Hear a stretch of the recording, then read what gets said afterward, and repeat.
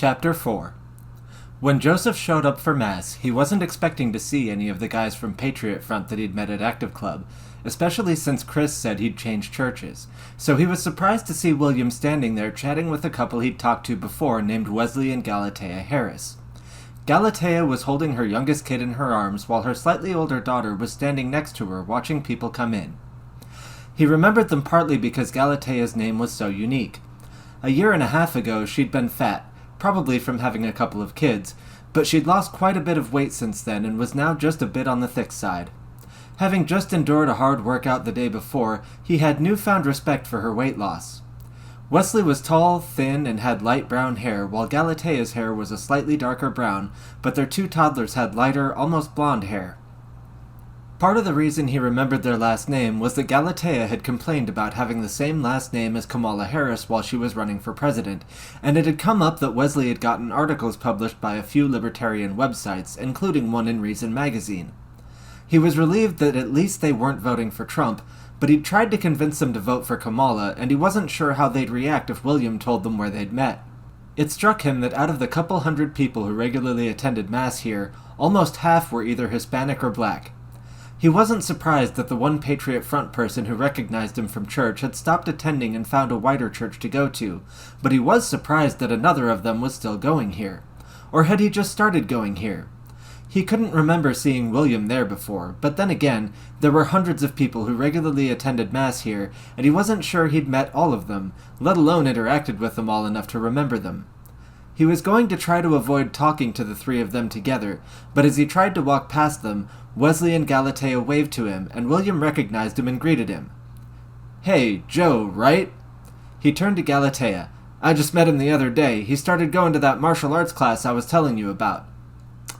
"Oh, trying to toughen up, learn some self-defense?" Wesley asked Joseph. Yeah," Joseph replied.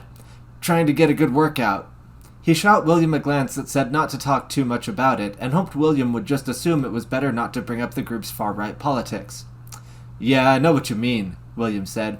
"I sit at a desk all day for work, so I have to hit the gym most nights and get some good cardio in on the weekends when I have time." "Yeah, it's hard fitting in a workout with the little ones and working part-time," Galatea said. "So I just do sit-ups and Pilates and stuff like that at home while they're napping or busy playing. Sticking with it and doing it regularly is how you get results. Most people give up too quick." "Seems like it's working," Joseph said. "You're in a lot better shape these days." "Thanks." Galatea smiled, shifting the young child in her arms as he squirmed. Her oldest child started trying to talk to her about something, and Joseph turned to William. "Let's find somewhere to sit." "Yeah, sure." William followed him as he scanned the pews for somewhere to sit.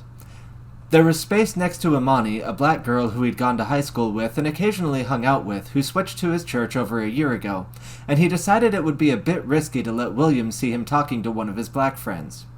A couple rows back from her were a few open seats next to Zach and Serena, a blonde couple with 3 kids from about 5 to 10 years old. Zach was short, muscular, and had military tattoos, while Serena always dressed nicely and usually wore her hair in some kind of fancy braids. He hadn't talked to them much, but he had heard Zach call Trump a sellout cuck and seen Serena talk him down from a couple arguments before. They seemed a bit more in line with his new false persona, so he led Will to their pew and took a seat next to Zach. Zach said, "That seat's taken." "Don't be rude," Serena said in a gentle voice. Zach replied, "What? Josh said he's coming." Joseph said, we can scoot down." "Where is Josh, anyway?" Zach looked behind them towards the entryway. "Oh, there he is." And he motioned at a white man with wavy brown hair and a Hispanic woman who were now talking to Wesley and Galatea. "Had to bring his little house slave," Zach said more quietly. Joseph's eyes went a bit wide as he overheard it. "Zach!" Serena gave him a gentle smack on the arm, seeming as amused as she was offended. "What?" Zach replied, acting like he'd done nothing wrong. He noticed Joseph staring at him. "You got a problem?" "No," Joseph replied. "It's fine. I'm just not used to hearing people joke about that kind of thing in public." He tried to put on a friendlier face, not wanting Zach to give William any reason to doubt his racism, while also not wanting to be too openly racist around people at his church. Soon after, Joshua and his girlfriend came over and slid past Joseph to sit between him and Zach. They exchanged simple highs, left it at that, and the service started not long after that. Joseph was always impressed by the theatrical rituals of Mass. Multiple people in robes marching slowly through the cathedral, singing and chanting, carrying candles and crosses and swinging a thurible, each of them knowing their part. The smell of the incense and the solemnity of the ritual helped him get into a spiritual state of mind. The congregation mostly knew what to sing and say when responses were required, since most of them had been attending for years, but Joseph occasionally had to help William follow along, and realized he must be new to the church. That made him worry a bit. If William had just started attending Mass, why did he pick this church just after hearing it mentioned at Active Club? He wondered if William was trying to learn more about him, and that made him wonder if they suspected he and his friends were trying to infiltrate their group. It was possible it was just a coincidence, or that he simply wanted to try a new church and decided to pick one that someone in the group was going to, but he was suspicious. He tried not to worry about it too much, but there were a few people at the church who knew he was a progressive, and it could make for some awkward conversations if the wrong person heard him talking to William about Patriot Front. Joseph watched as the priest, Eli Schechter, stood before the congregation. There was a large crucifix hanging behind him over the altar as Eli began to read a passage from the Bible. "Now before faith came, we were prisoners of the law, confined as we waited for the faith that would eventually be revealed. Therefore, the law was our tutor to bring us to Christ, so that we might be justified by faith. However, now that faith has come, we are no longer under a tutor. Through faith you are all children of God in Jesus Christ. For all of you who were baptized into Christ have clothed yourself in Christ. There is no longer Jew nor Greek. There is no longer slave or free man. There is no longer male or female, for all of you are one in Jesus Christ. And if you are Christ's, then you are the offspring of Abraham and heirs according to the promise." Zach scoffed at the line saying, "There is no longer Jew or Greek," and he whispered something to Joshua that made him snicker. Joseph started to wonder just how racist Zach was, and if he was racist, why he was friends with a guy who was dating a Hispanic woman and attending a church where almost half the congregation was brown. "In these trying times, these verses are especially important," Eli continued. "Look around you. There are white faces, black faces, brown faces, even a few yellow and red faces. Faces from many different races. There are men and women. We no longer have slaves, but there are people from many different social classes, all gathered here together to worship Christ Jesus. Many of you have heard the hateful propaganda being spread online and in the streets of this very city. When you hear hate, be a beacon of love. When you see division, be a beacon of tolerance. Let the light of Christ Jesus shine from your heart on the people around you, that you may change their hearts and minds and bring them back to the love Christ showed for you on the cross." Zach sighed, distracting Joseph from trying to watch William's reaction out of the corner of his eye. He tried to put on a disgruntled face just in case William was watching him too. The service moved on from there to the Liturgy of the Eucharist, and when the time came, they joined the procession to the front of the church to accept the bread and wine. Zach seemed to scowl at the priest, but surprisingly William kept a very straight face, showing no animosity. Joseph tried to keep his expression as neutral as possible, and made his way calmly back to their pew when he was done. After the service was over, Joseph stood up slowly along with the rest of the people in his row. Before they could leave the sanctuary, a young man named James, that he knew to be very intense and pushy, and someone with very edgy opinions, came over. "Hey Zach, how's it going?" Zach replied, "All right. Business is good." James asked, "That Jesuit up there just had to pick one of the worst passages in the Bible to read today, didn't he?" "I know," Zach replied. "I can't say what I want to say about it or I'll have to go to confession." James said, "It's too bad they don't do Latin Mass here. I might have to see if one of the other churches in town does."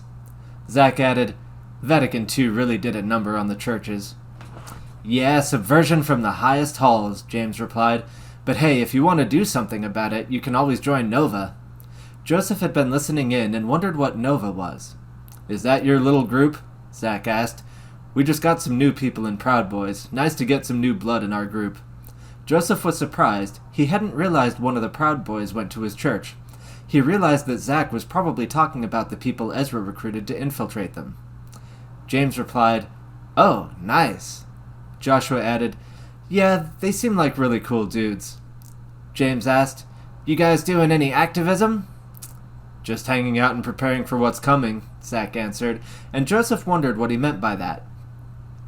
We're putting up stickers and doing flyers, James said, trying to change people's minds. He lowered his voice and continued. Of course, the media doesn't give us as much attention as they give those secret Hitler guys. Joshua said, Those guys are probably feds anyway.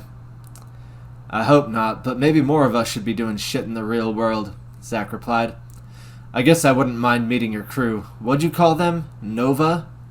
What's Nova? Joseph stepped a little closer, more interested now that he'd overheard James mention Secret Hitler.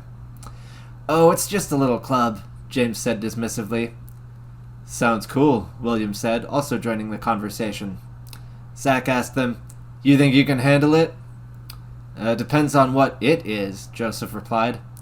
Sounds like you guys have the right idea about the problems with this church, though. Is your club anything like Active Club? James's eyes went wide, and his mouth curled up in pleasant surprise. What do you know about Active Club? Well, it's not exactly like Fight Club, because we're allowed to talk about it, Joseph answered, making James and Zach chuckle, then pointed to William. We actually met there yesterday. James nodded. Very cool. Maybe you are the right kind of people to join Nova. William asked, You said you guys do stickers and flyers and stuff like that? Joseph glanced around, hoping no one was listening too closely, and his stomach knotted up when he noticed Amani standing nearby, close enough to listen in. He tried to keep a calm expression on his face, hoping no one would say anything too racist while she was there. James replied, Yeah, with pro-white messages and things that help expose Jewish crimes. Joseph tried his best not to cringe and to look interested instead. That sound like something you want to be involved with? William replied, Yeah, I'd be willing to meet your group and see how it goes. Joseph said, Sure, yeah, same. Joshua said, I think I'm fine with just being in Proud Boys. Oh, we don't let race mixers in, James told him, unlike Zach's gay mixed-race boys club. He directed that comment to Joseph and William while pointing at Zach. Zach asked, Aren't you the one who's always going on about that gay mixed-race Nick Fuentes? James replied, Hey, Nick is white and pro-white. Ugh, you boys are always going at it, Serena said in an exasperated tone. Can't just get along. Zach said, We get along just fine. Just not with people who are anti-white, James said, looking at Joshua and Sophia with an accusatory stare. Hey, I love white people, Sophia replied. That's why I want my kids to be whiter than me. I know what you mean. Joseph looked surprised as he heard Imani's voice behind him. White people have done so much for the world. They're just getting defensive now because the left spends so much time hating on them for nothing. Joseph turned around and stared at Imani for a moment, his eyes wide and his jaw hanging open in surprise. But Sophia was merely pleasantly surprised. I know! People need to stop picking on the white boys. Most of them are good people.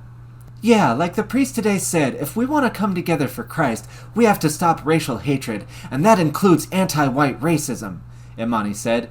She seemed a little nervous, but also excited, as if she'd wanted to say what she was saying for a while, and had finally found someone to say it to.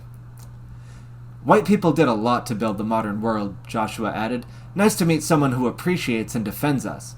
I'm Joshua, by the way, and this is my girlfriend, Sophia. They took turns shaking Imani's hand. Imani Fairchild, it's nice to meet you. Do you listen to Candace Owens? I love Candace, Sophia replied. She's so based. Joseph wasn't sure how to handle this conversation.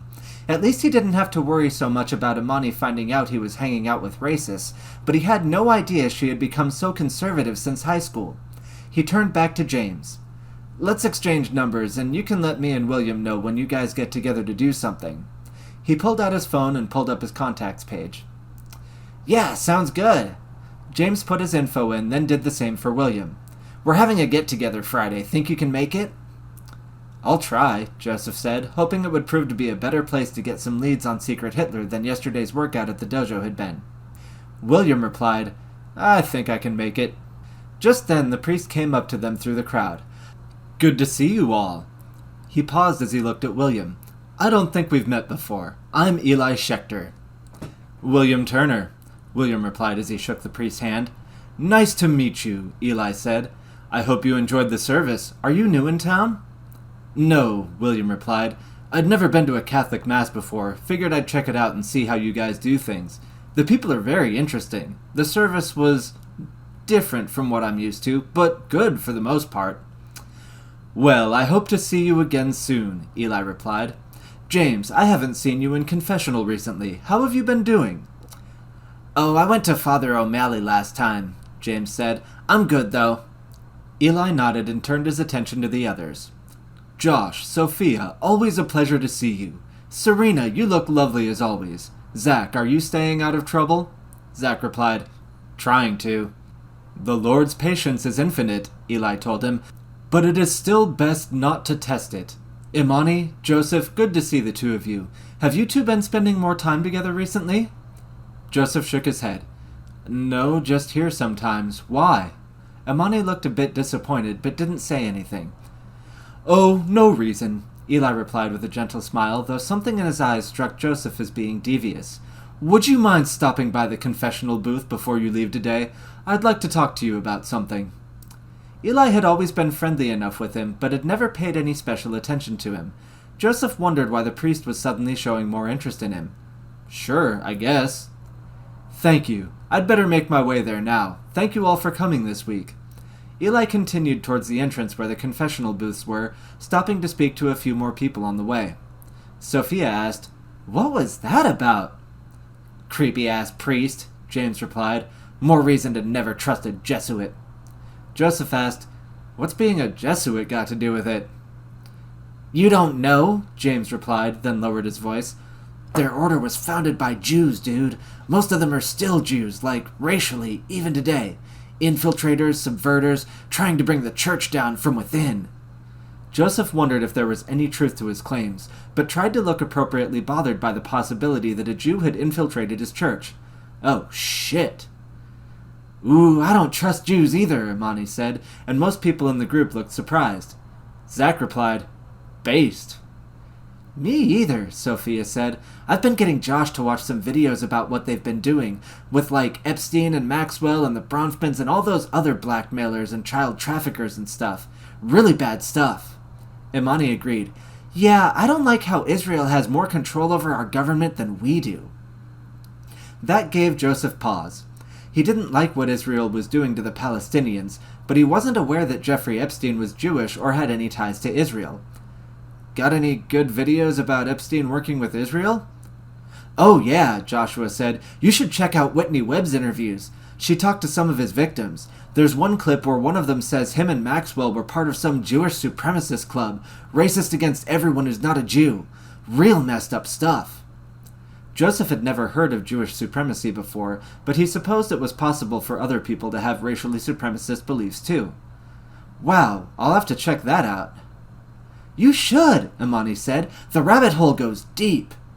So deep the T becomes silent, James said, and it took Joseph a moment to realize what word rabbit became without the T, but he let out a little laugh when he got it. Serena was looking around the cathedral and tugged on Zach's arm. We should figure out where the kids ran off to. Shit, yeah. He started looking around, too, then turned back to James. I'll try to stop by on Friday if I can make it. Good seeing you, bud. Yeah, you too. We should probably get going, too, Joshua told Sophia. Hold on, let me get her contact info, Sophia said, and then turned back to Imani. Are you on Telegram? Yeah. The two of them started to exchange contact info. I'd better go see what the priest wants, Joseph said, looking for an excuse to end the conversation in the hopes that no one less understanding than Imani overheard their conversation. Yeah, it was good seeing you again, William offered him a handshake. Yeah, you too. It was good talking with you. Hopefully we get to hang out more often now, James said, offering him a handshake as well. Yeah, you too. See you Friday, hopefully. Joseph shook his hand and walked towards the confession booth, shaking a little from the shock of what had just happened. He hadn't wanted the investigation into Secret Hitler to spill over into the rest of his life, certainly not his church life, but he was even more weirded out by the fact that the two non-white girls in the conversation seemed to be anti-Semitic. Was Jew hate really becoming more mainstream? Was Secret Hitler's propaganda working? How had the world gotten to this point? He tried to reassure himself that they were probably just upset about Palestine and whatever they thought about Jeffrey Epstein, but Imani had mentioned Candace Owens, the far-right conspiracy theorist, and he wondered just how far to the right she had gone. Why was the black girl he'd been friends with since high school a far-right conspiracy theorist? She was the last person he would have expected to go down that path, but yet she was. Joseph opened the door to the confessional booth, stepped inside, and closed the door behind him. As he took a seat, he was a bit worried. He'd never had a priest tell him to come to confession, and he wondered what he may have done to deserve it. "It's me, Father," he said. "I do have a few minor things I could confess, but I wonder what it was you wanted to speak to me about." "Joseph, thank you for coming in. I wanted to talk to you about the company you're keeping." "Oh, you mean Zach, James, Josh, and William?" "Yes, exactly," Eli answered. "You've always seemed like a very tolerant and thoughtful type of person. Zach and James in particular struggle with those virtues. I wonder what it is that drew you into their circle." Well, it's complicated." Joseph thought carefully about how much to tell the priest. They sat in silence for a bit before he found the words to continue. "I don't agree with some of their more, offensive views, if that's what you're worried about. I guess I wanted to know why they think that way." "Well, that's a relief," Eli replied. "I was worried you might be adopting some of their beliefs." No, it's nothing like that." Joseph wrestled with guilt over hiding what was going on from the priest. If I tell you something, do you promise to keep it a secret?" Eli told him, "Everything said in confession is kept in the strictest confidence, my boy." Joseph sighed in relief, ready to get it off his chest. "Okay, this may sound, weird, maybe dangerous even, but I've been asked to help infiltrate the far right." "Infiltrate?" "Yes, infiltrate. Not to join them for real, but to gather information about them, find out what they're up to. So that's how I met William, and why I was talking to James and Zach." "I see." Eli paused, and Joseph wondered what he could possibly be thinking. "What are you hoping to accomplish by infiltrating them?" "Well, that's the kind of dangerous part." Joseph paused, still a little unsure if he should be telling someone about this, but he believed he could trust his priest. "You see, with the secret Hitler propaganda going around and the murders that are happening, we're trying to find out who's behind it all, or at least find something about some of the people involved." Eli asked, "We?" "Yeah, there's a group of us. I'm not doing it alone. It's safer with help. I actually didn't expect to run into multiple people from the far right at church." He chuckled nervously. "Assuming you find what you're looking for, what do you expect to do about Secret Hitler or the serial killer?" "I don't know exactly. Report back to the person organizing this, probably. Depends on what we find, I guess. If we find evidence about the murderer, I assume we'll hand that over to the police." "I see." Eli paused. "If that's the case, then you have my blessing to do what must be done to protect your community.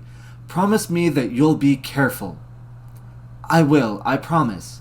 Joseph felt much better now that he had explained everything. Did you still want me to do an actual confession?" Eli answered, "Only if you have something important enough to warrant it." "Okay, thank you, Father. I feel much better now that I've gotten your blessing." "Thank you for your honesty, Joseph. I feel much better knowing that what you're doing is for a good reason. You've put my fears to rest. Have a good week, and I'll see you next Sunday." "Yes, Father, see you next week." Joseph let out a sigh of relief as he opened the door and exited the confessional. Most people had left, but Imani was standing there waiting for him. "Oh, hey, Imani." "Hey, Joseph." She gave him an eager smile. "Would you mind walking me to my car?" Sure." He glanced around quickly and didn't see James, William, or Zach's group anywhere. He walked with her towards the exit, hoping to get out of earshot of the confessional before talking with her in case she brought up Candace Owens again. About earlier." Imani exclaimed, "It's so nice to have someone I can talk to about this stuff other than my boss." What? I mean, you are, becoming more right-wing now, right?" Imani asked in a hopeful tone. Not really, Joseph wasn't sure what to say to her. He didn't want to lie to her, but he couldn't tell her the full truth either, especially if she was sympathetic with the far right for some reason. "Oh," Imani sounded disappointed. "Not even a little bit? I thought it sounded like...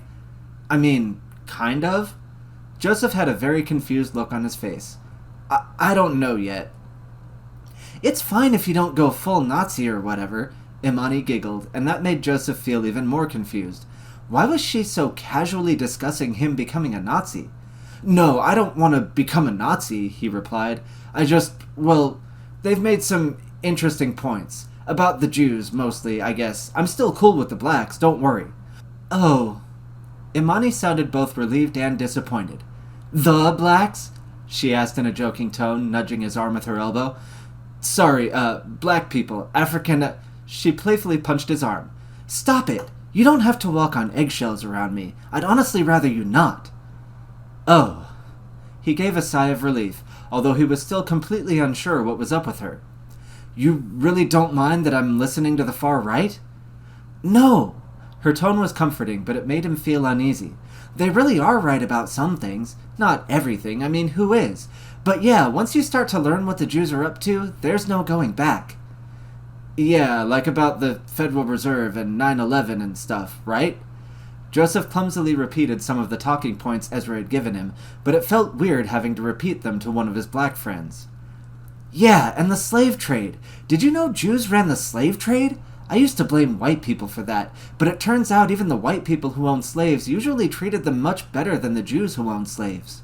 Imani gently rubbed his bicep through his shirt with her fingertips, but the comforting gesture simply added to his confusion.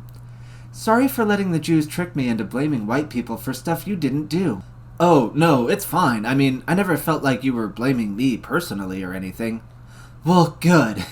Imani gave a happy sigh. Do you want to come over and hang out for a bit? If you're still figuring stuff out about the Jews, I have some videos I could show you that might help. Joseph stared at Imani for a moment.